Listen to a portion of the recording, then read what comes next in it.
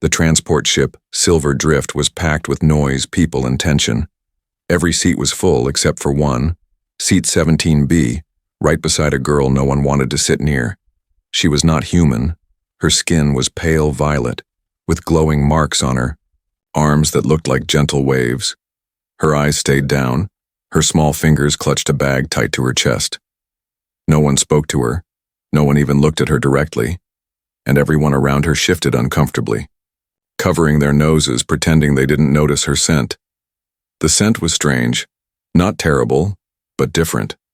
Sharp, earthy, like burned leaves after a storm, with a metallic edge that clung to the air. Some called it chemical rot.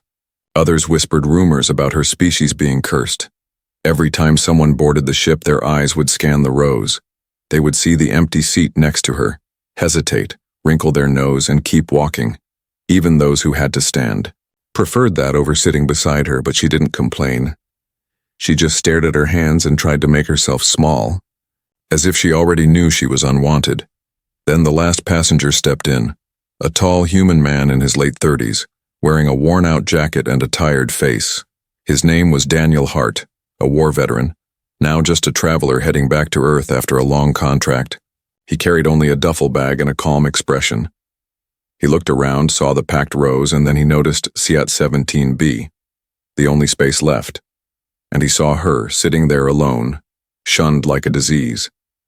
As Daniel walked closer, the scent reached him too, but instead of recoiling, he paused and closed his eyes. For a strange second, he remembered something. Muddy boots on alien soil, rain falling after weeks of fire. The scent brought back a memory, a battlefield on a red planet long, forgotten by the news feeds, but never forgotten by him, passengers whispered, watching him closely. Everyone expected him to turn away like the others, but Daniel did something different. He smiled, and without a word, he sat beside her, dropping his bag between his feet. The alien girl stiffened, shocked. Her breath caught in her throat. No one had ever sat beside her willingly. Slowly, she turned her head toward him, her golden eyes wide with disbelief. Daniel didn't say much. He leaned back, stretched his legs a bit, and then spoke softly.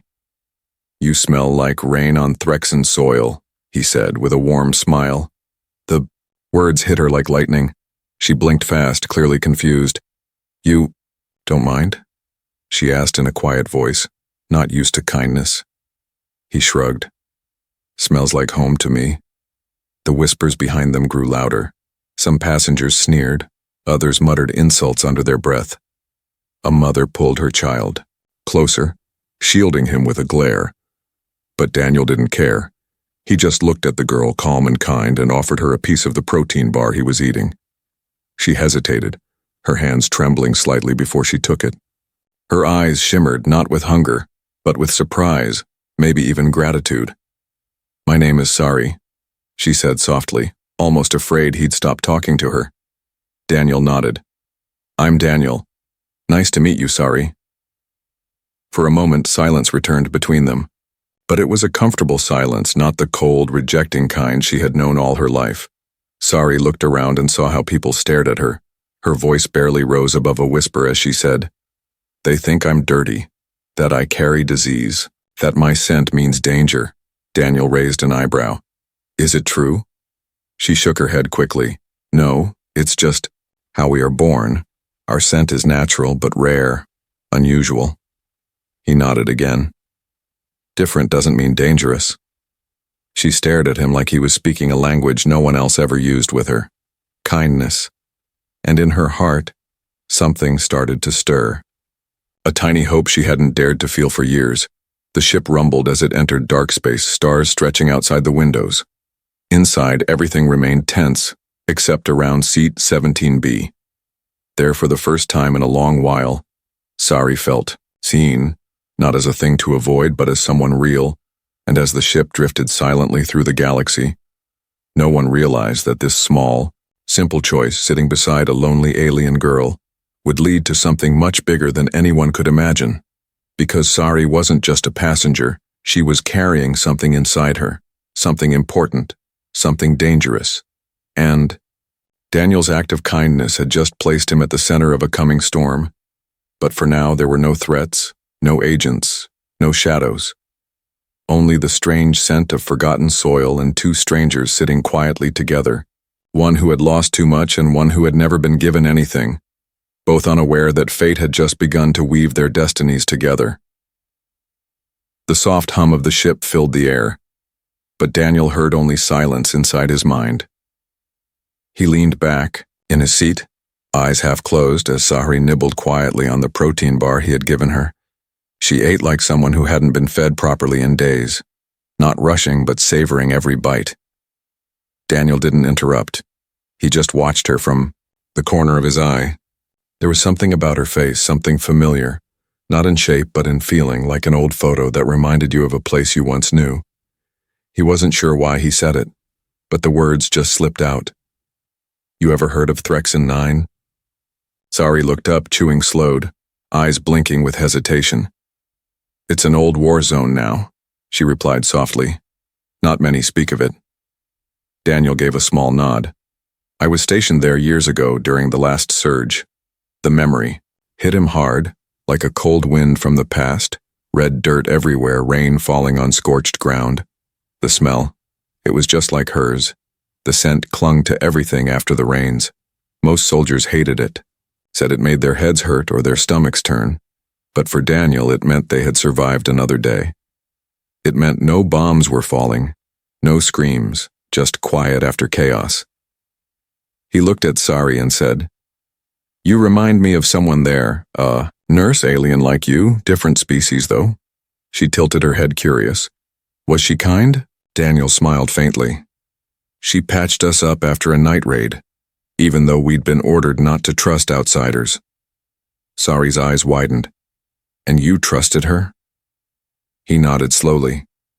She saved my life with nothing more than herbs. And faith. Sahri was silent for a moment, then asked, Did she smell like me? Daniel chuckled lightly. Not exactly, but close enough. She used to say her people smelled of memory, not of flowers. That made Sahri's lips twitch into the smallest smile. I like that, she whispered. Smelling of memory. The lights above them dimmed slightly as the ship shifted into a new drift pattern. Passengers began settling in for rest, putting on eye masks, turning away from the windows. But Daniel stayed alert. His soldier instincts never really faded, and for the first time he noticed something odd. Sahri's hands were shaking just a little. He leaned closer and asked, Are you cold? She shook her head quickly. No, just nervous. Daniel waited patiently, not pushing her, letting her speak when she was ready. After a long pause, she said, I'm not supposed to talk to anyone. Daniel's voice was calm. But you are. I didn't mean to, she said quickly, eyes darting. You weren't afraid. I'm not, he replied softly. Should I be? Sahri looked down, biting her lip, then whispered, I carry something inside me. They say it's dangerous. Daniel didn't flinch, didn't lean away. Instead, he asked, Who told you that? She answered, The people who locked me up. That hit Daniel like a bullet. He stared at her, his calmness shifting to concern. What do you mean locked you up? I was taken from my colony with others, she said, voice trembling now. They said our scent was poison, that we needed to be contained, studied. Daniel clenched his fists slowly, memories of past missions flooding back. He had seen it before, soldiers used as test subjects, prisoners taken for research. You escaped, he said, not as a question but a quiet statement. Sahri nodded. Barely, I don't even know how I got on this ship. I was running, I just kept moving. Daniel looked at the nearby passengers, some asleep, some pretending to be. He leaned closer to Sahri and said, You're not safe here. Her eyes locked with his. I know. He thought for a long moment, then whispered, Is someone following you? She hesitated, then nodded. Yes, I think so. I saw them at the last port, men in dark suits, their eyes too still. Daniel's jaw tightened, instincts kicking in hard now. They're not just scientists, are they? No, she replied. They work for something bigger. They want to turn us into weapons. Daniel felt a cold chill crawl up his spine. He had seen what weapons did, especially ones made from lives, and now he had sat next to one. Not a weapon, but a girl scared and alone. Sari looked at him, voice barely a breath. Do you regret sitting beside me now? He didn't even pause. No, he said firmly, but I regret the world that made you think I would. Her lips parted slightly, and for the first time, Daniel saw a flicker of trust in her eyes.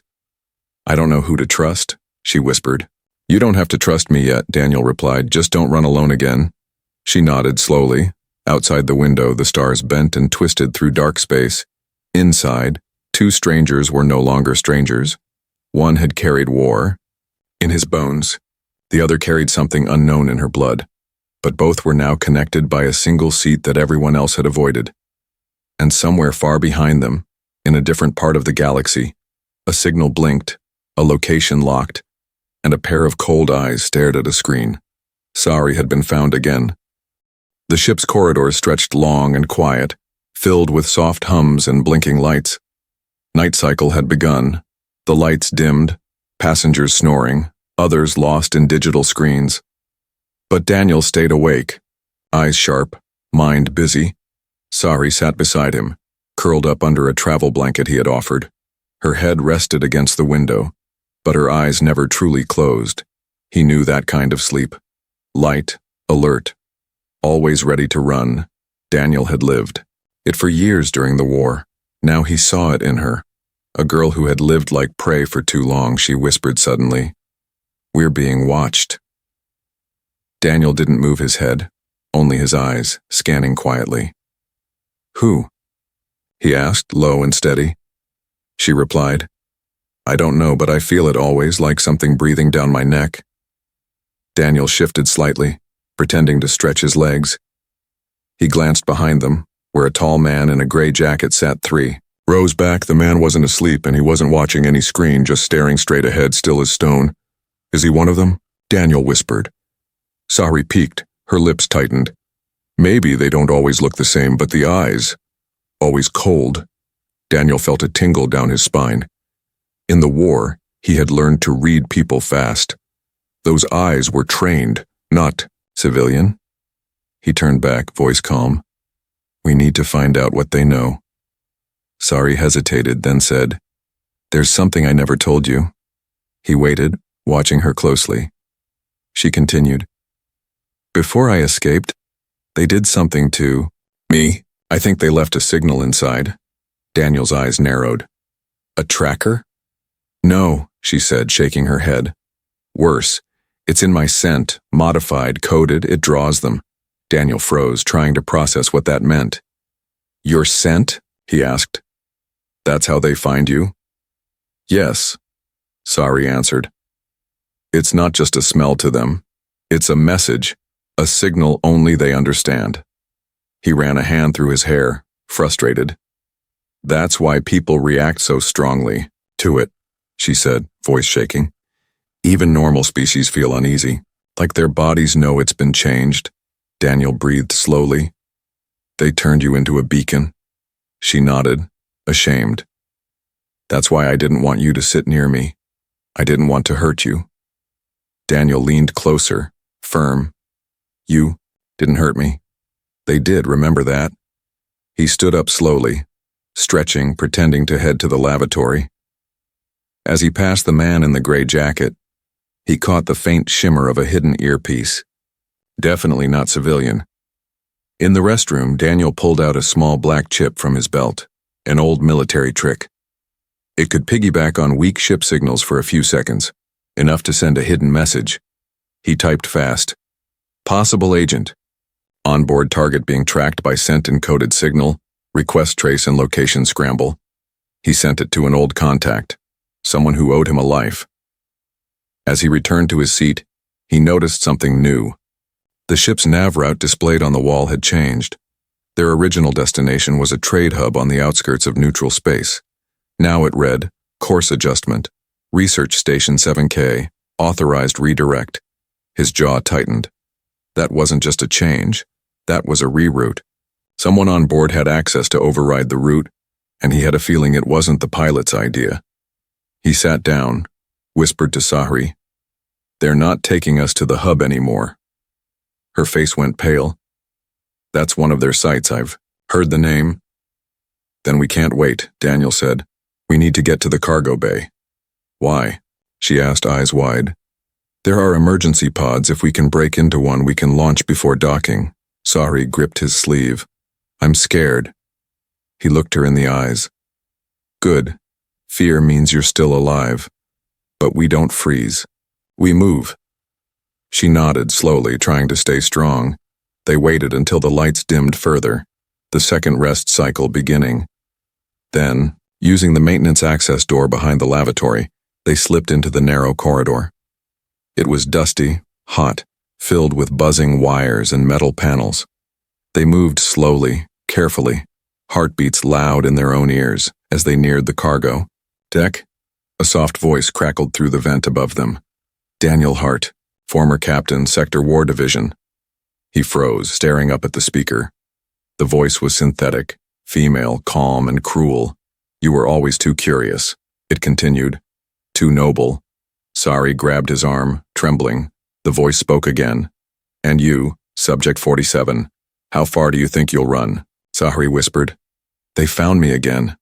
Daniel cursed under his breath, pulling her forward. "Then we make them regret it." Behind them, a vent opened silently. A figure dropped into the corridor, weapon drawn, face masked. But Sahri felt it before even Daniel saw it. She turned quickly, her skin glowing faintly, eyes flaring gold. The agent paused, caught off guard, and Daniel, moving like a soldier again, slammed the emergency override panel. The corridor lights shut off, smoke released, alarms briefly triggered. They ran into the chaos, hearts pounding. The warning was clear now. This wasn't just about scent or escape. This was war, and it had just begun. The alarms had gone silent, but the echo of footsteps, whispers, and fear remained behind. Security drones hovered through the corridors, scanning, blinking, warning.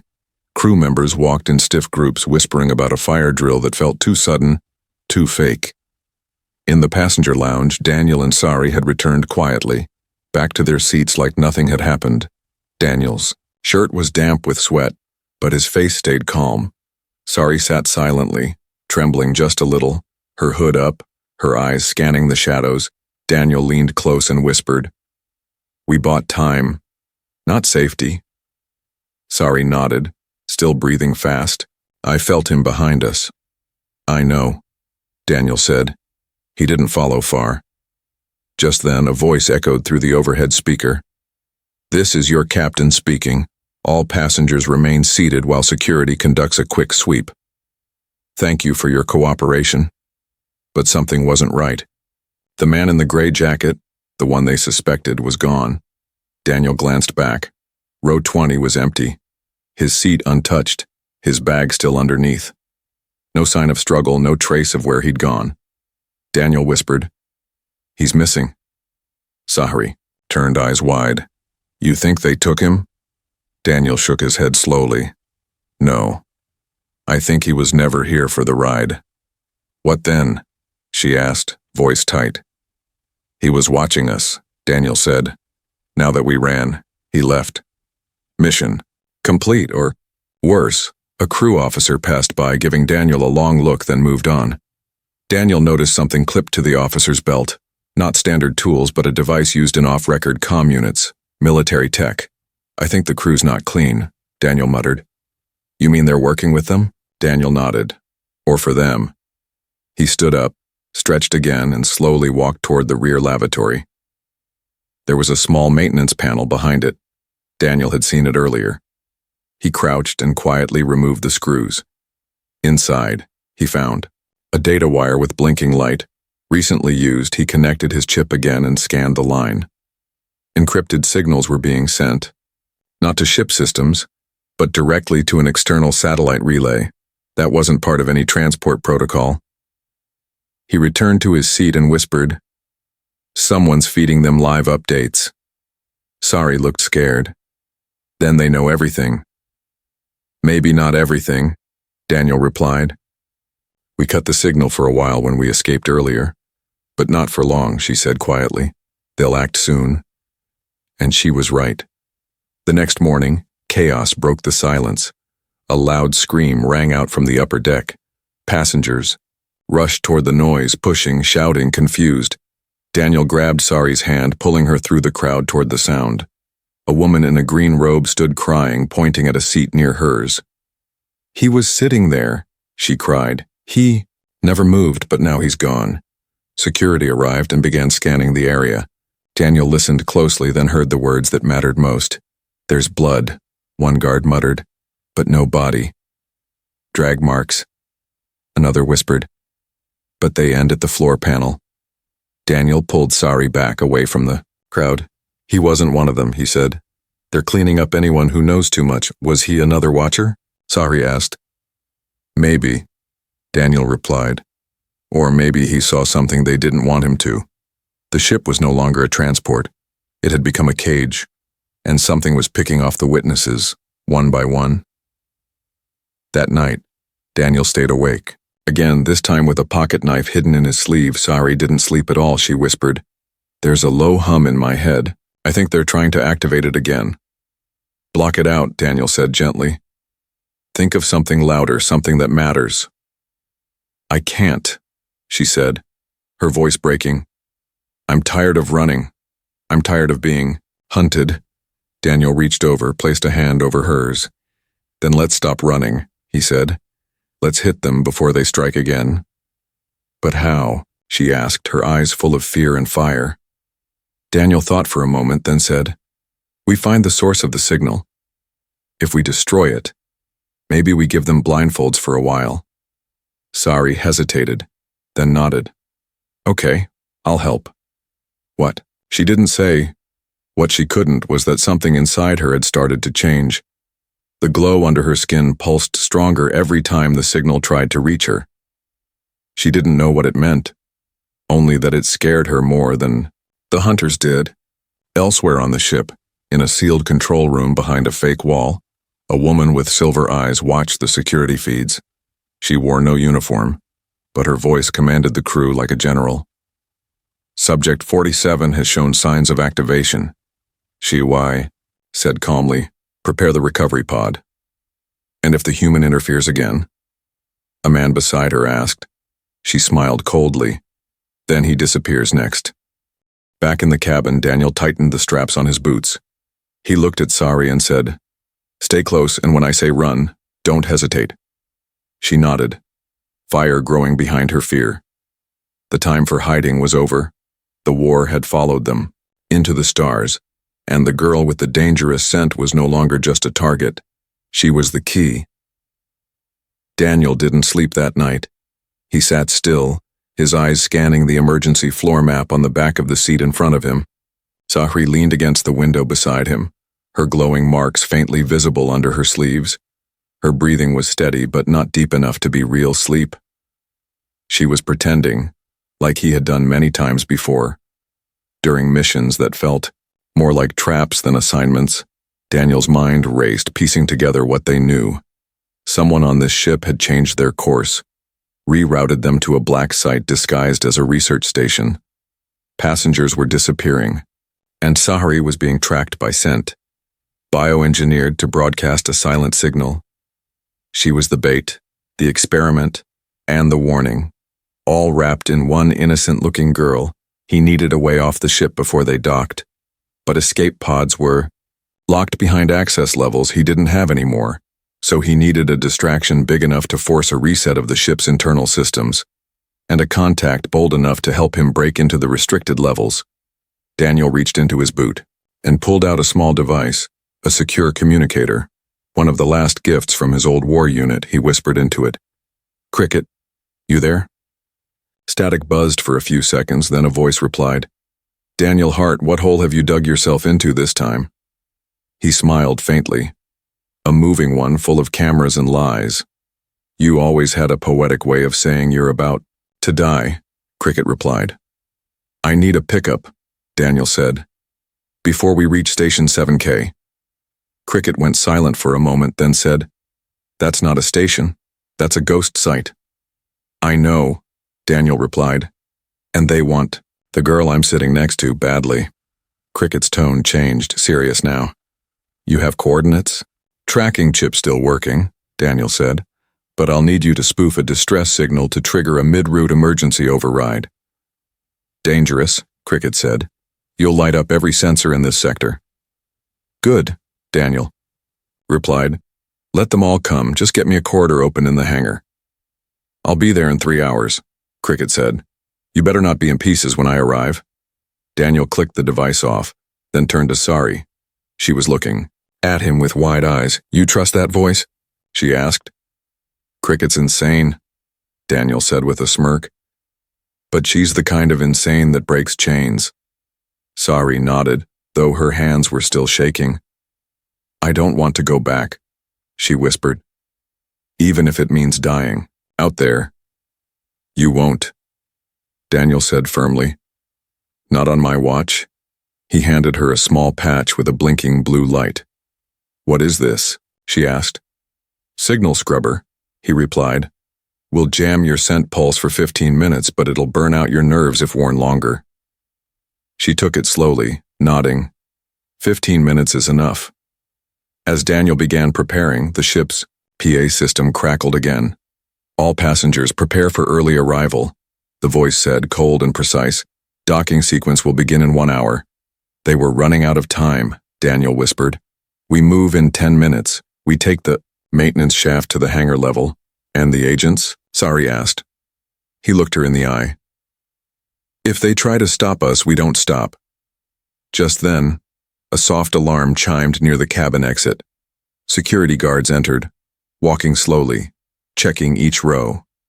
One of them paused near Daniel and Sari's row. His eyes scanned the passengers and then landed on Sari's bag. He took a step closer, but Daniel spoke first, calm and casual. Looking for something, officer? The guard raised an eyebrow. Routine check, sir. Well, Daniel said, standing up and stretching. Routine makes me nervous. He stepped out into the aisle, blocking the guard slightly. Behind him, Sari quietly slid the patch onto her arm. Her skin twitched under the pressure, but the glow faded immediately. The guard narrowed his eyes as if sensing something was off. But before he could speak, a new alarm rang through the ship. Warning, life support fluctuation detected in cargo bay. Cricket's work, Daniel thought with a smirk. The guard turned to listen to his comlink. Confused, Daniel leaned in and whispered, You missed your chance. Then he grabbed Sari's hand and they bolted toward the emergency ladder hatch. Shouts echoed behind them, weapons drawn, orders shouted. But Daniel and Sari moved like ghosts, slipping into the shadows of the maintenance crawlspace. The signal blocker burned hot on her skin and her breathing grew shaky. We're almost there, Daniel whispered. Just hold on. Up ahead, the metal vent rattled, and a panel popped loose. A hand reached in, pulling it aside. It was Cricket, grinning with goggles on. You two look like trouble, she said. Daniel pulled Sari through, panting. We bring it with us. Cricket tossed him a weapon and handed Sari a mask. Hang on, she said, flipping a switch. This is gonna get loud. Behind them, the hallway exploded in sparks as guards tried to override the sealed doors. But the stolen shuttle Cricket had wired into the ship roared to life. They had a way out now, but getting off the ship was only step one. Sari collapsed into a seat, breathing hard. Daniel sat beside her, wiping sweat from his brow.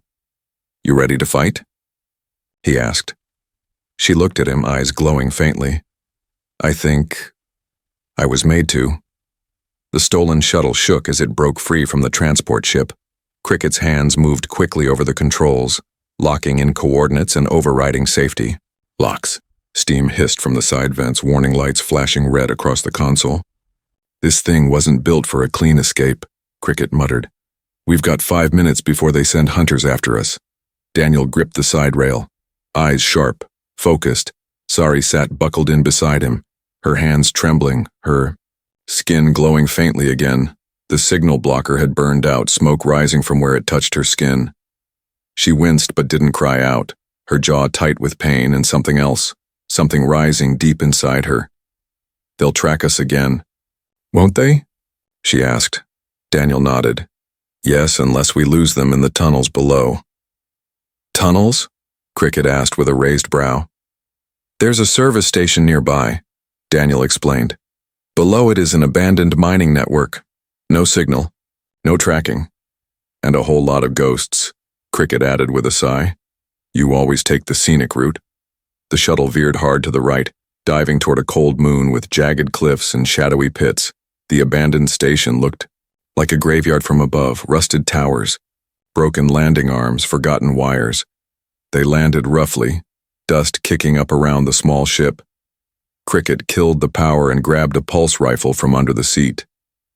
Time to play hide and don't get killed, she said, tossing another weapon to Daniel. He turned to Sari, handing her a small blade. She stared at it, unsure. I don't want to hurt anyone, she whispered. You might have to, Daniel said softly. But only if they try to take you again. She nodded slowly, closing her fingers around the hilt. They exited the shuttle quickly, boots crunching against frozen soil. The wind screamed across the surface like it was alive. Daniel led them toward the nearest service tunnel, an old cargo chute that dropped straight into the dark. Cricket groaned. Of course you choose the vertical death hole. No other way, Daniel replied. Already climbing down, Sari followed, her grip unsteady but determined. Cricket came last, cursing every metal rung. They dropped into a wide underground chamber full of dust and old mining gear. Flickering lights showed broken tracks, rusted carts and shattered crates. We go through Sector 4, Daniel said, checking the map on his wrist pad. But before they could move, a sharp hiss echoed behind them. Cricket spun around, gun raised. A sleek black drone dropped from the ceiling, scanning with a red beam. It's a scout, Daniel said. Run. They sprinted through the tunnels, weaving between crates and columns. The drone screeched and opened fire, energy blasts lighting up the dark. Sari cried out as a beam grazed her leg. Daniel turned and fired, hitting the drone, but it didn't fall. Cricket launched a shock grenade, and finally the machine crashed into the wall, sparks flying. They didn't stop. Their footsteps echoed, chased by more metallic screeches. They're sending crawlers, Cricket yelled. Fast ones. We can't outrun them, Daniel said, then looked at Sari. You said something inside you activates when they're near? Sari looked terrified. I don't know how it works, it just happens. Daniel crouched beside her as they took cover behind a crate. I need you to try, he said. Because if we don't stop them here, we won't make it to the exit. She closed her eyes, breathing hard. The marks on her skin began to glow brighter, pulsing with rhythm. Her hair lifted slightly as if reacting to unseen energy. Cricket watched with wide eyes, whispering, Is she charging up? A high-pitched noise filled the tunnel. Another drone entered, followed by two crawling bots with spinning blades. Daniel fired, but it was useless. They were shielded. Then Sari stood up, her body humming like a live wire. She raised one hand and a burst of light exploded from her skin. The drones jolted in midair, their shields flickering, systems crashing. The crawlers stopped moving, then sparked and collapsed. Sari screamed, not in fear but in release, her power bursting outward like a shockwave. The tunnel walls shook, lights shattered, and silence followed. Daniel grabbed her before she fell, holding her tightly. You did it, he said softly. You saved us, Sari gasped. I couldn't stop it. I felt them, like they were pulling something out of me. Cricket stepped closer, scanning Sari with a wrist device. Her body is emitting coded energy pulses, she said. Whatever they did to her, it's evolving. Daniel carried Sari gently toward the deeper tunnel path. Then we stop running and find answers, he said. Cricket smirked. Now you sound like a leader again. I'm not doing this for the war, Daniel replied. I'm doing it for her. Above them, in the orbiting transport ship, the woman with silver eyes stared at the scanner. She's awakening, she whispered, and the human is helping. Her assistant asked, Should we send the reclaimer? The woman smiled coldly. No, let her burn first, then we collect the pieces. Back in the tunnel, Sari opened her eyes again. She looked at Daniel and said, I'm not afraid anymore. He smiled back. Good, because the next fight's coming fast. The old mining tunnel opened into a vast underground dome. Ruined support beams stood like bones in a forgotten graveyard. Broken machines lay scattered across the floor, half buried in dust and time. But at the far side of the dome, light shimmered faintly. A hangar door, barely holding together. Beyond it was open sky and the scent of freedom. Daniel moved slowly, holding Sari in his arms. Her breathing was shallow, but her eyes were still open, glowing softly like embers in fading twilight. Cricket scouted ahead, her rifle ready, her eyes sharp for traps. They had come so far, through shadows, fire, and lies, and now they were almost there, as they reached the hangar door. A low rumble echoed behind them. Cricket turned and cursed under her breath. The reclaimer had arrived. A giant, armored figure stepped through the cracked tunnel wall. Its frame was black metal, its eyes glowing blue. It walked like a machine, but spoke like a man. Subject 47, it said. You are property of Division 9. Surrender, and you will not be harmed. Daniel lowered Sari gently and stood between her and the reclaimer. I've heard that line before, he said, voice like iron. The reclaimer raised one arm, aiming a weapon larger than any pulse rifle Daniel had ever seen. Cricket moved to flank, but Daniel raised a hand, stopping her. She's not your weapon, Daniel said. She's not your test, your project, or your lab rat. She was built for control, the reclaimer replied. Not comfort, not freedom. Sari stirred, her fingers twitching against the dusty floor. Daniel took a breath, then shouted, You hear that, Sari? He thinks you belong to him. Her eyes opened fully, light blazing from her veins. She pushed herself to her knees, her voice trembling but clear. I belong to no one, she said. Not anymore. The reclaimer stepped forward, but the ground beneath him cracked. Sari stood tall, her hands pulsing with glowing energy. Wind spun around her, unnatural, as if the air itself recognized her awakening. I didn't ask for this power, she said, but I'll use it to stop you. The reclaimer charged, his arm cannon flashing. Daniel dove aside, pulling Cricket down with him. Sari raised both arms and a wave of pure force slammed into the reclaimer's chest. He staggered back, armor dented, sparks flying. Again. She stepped forward, and, with each step her scent grew stronger, not repelling but calling something deep, something ancient. Far above, orbiting satellites picked up the signal, not a beacon for war, but for hope. An old code, once believed erased, now awakened. Again the scent, the signal, the girl. It was never meant to be a weapon. It was a message for a lost people, scattered across the stars. A message that one of their own had survived. Sari raised her voice. To anyone listening, I am Sari of the Imari. I am free. And I will not be taken again. The reclaimer charged one last time, roaring like a beast, but Sari's body lit up like a star. She released one final burst of energy, and the reclaimer was thrown back across the chamber. He hit the wall, hard, his armor sparking, systems failing.